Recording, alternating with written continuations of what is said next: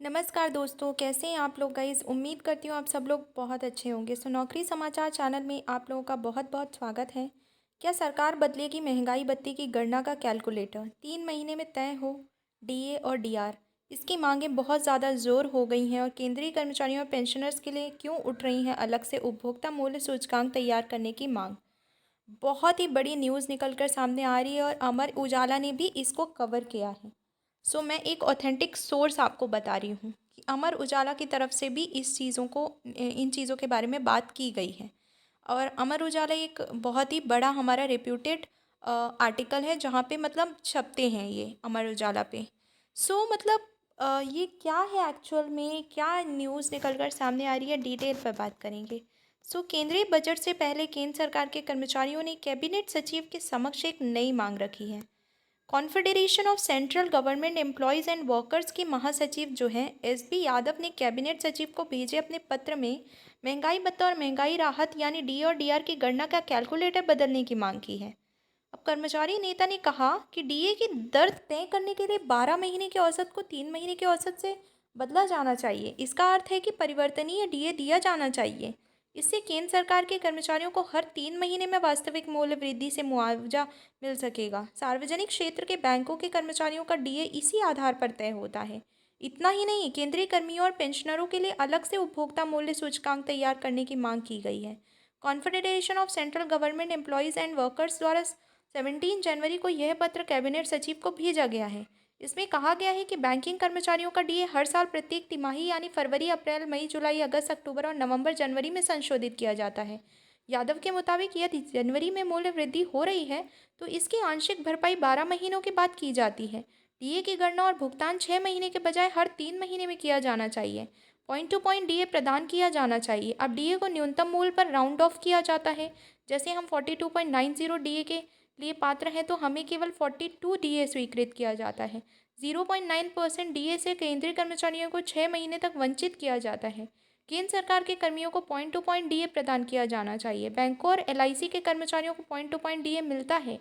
केंद्र सरकार के कर्मचारियों और पेंशन भोगियों के लिए ये अलग से उपभोक्ता सूचकांक का निर्माण करने की मांग की गई है। सरकार द्वारा उपभोक्ता मूल्य सूचकांक की गणना के लिए उपयोग की जाने वाली 465 वस्तुओं को आधार बनाया जाता है। चूँकि इनमें से कई वस्तुओं का उपयोग केंद्र सरकार के कर्मचारियों द्वारा दैनिक जीवन में नहीं किया जाता है, ये केंद्र सरकार के कर्मचारियों और पेंशन भोगियों द्वारा उपयोग की जाने वाली वास्तविक वस्तुओं की मूल्य वृद्धि के प्रभाव को बेअसर कर देता है। जैसे इलेक्ट्रॉनिक वस्तुओं की खरीदारी रोजाना तो नहीं है। फ्रिज, वॉशिंग मशीन, टीवी या कोई दूसरा बिजली का उपकरण कई वर्ष बाद ही खरीदे जाते हैं। एक बार खरीद के बाद इनकी कीमत घटती चली जाती है।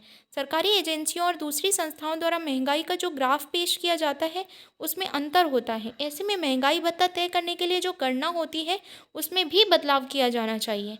कर्मचारियों को मूल्य वृद्धि की तुलना में वास्तविक से कम महंगाई भत्ता मिल रहा है।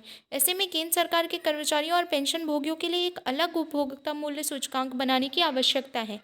कॉन्फेडरेशन के महासचिव के अनुसार छठे सीपीसी में पैरा संख्या 4.1.13 के तहत आयोग का विचार है कि राष्ट्रीय सांख्यिकी आयोग को विशेष रूप से सरकारी कर्मचारियों को कवर करने वाले एक विशिष्ट सर्वेक्षण की संभावना तलाशने के लिए कहा जा सकता है। इसके जरिए सरकारी कर्मचारियों के लिए उपभोग टोकरी प्रतिनिधि का निर्माण किया जा सकता है।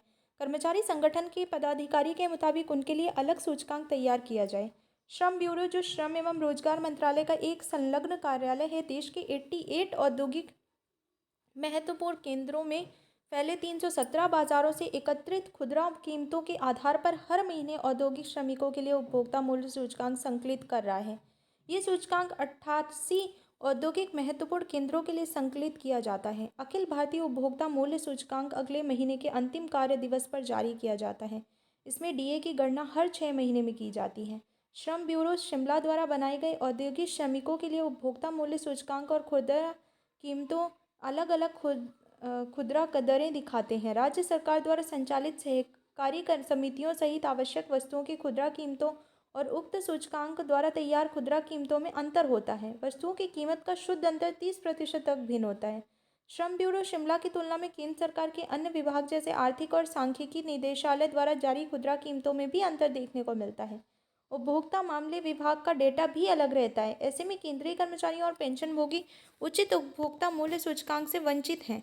श्रम ब्यूरो शिमला द्वारा बनाए गए खुदरा मूल्य कम कीमतों पर आधारित होता है। महंगाई भत्ता और महंगाई राहत उपभोक्ता मूल्य सूचकांक बिंदुओं पर आधारित है। वस्तुओं की खुदरा कीमतें तय करने के लिए उचित पद्धति अपनाई जाए। Confederation of central government employees and workers द्वारा कैबिनेट सचिव से केंद्र सरकार के कर्मचारियों और पेंशन भोगियों के महंगाई भत्ते एवं महंगाई राहत में सुझाए गए उपरोक्त मुख्य सुधारों को जल्द से जल्द लागू करने का अनुरोध किया गया है। बता दें कि केंद्र सरकार ने गत सप्ताह अपने कर्मचारियों और पेंशनरों के लिए 8वें वेतन आयोग के गठन की घोषणा की है। 1 जनवरी 2026 से सरकारी कर्मचारियों के वेतनमान रिवाइज होने हैं। उससे पहले सरकारी कर्मचारियों और पेंशनरों को महंगाई भत्ते एवं महंगाई राहत की दरों में बढ़ोतरी का इंतजार है। डीए और डीआर की दरों में जनवरी 2025 से वृद्धि होनी है। मौजूदा समय में 53% की दर से डीए और डीआर मिल रहा है। अखिल भारतीय उपभोक्ता मूल्य सूचकांक और महंगाई दर को देखें तो 1 जनवरी से डीए और डीआर में 3% की वृद्धि संभव है। ऐसे में डीए की दर 56% पर पहुंच जाएगी। पिछली बार भी महंगाई भत्ते में 3% की बढ़ोतरी की गई थी।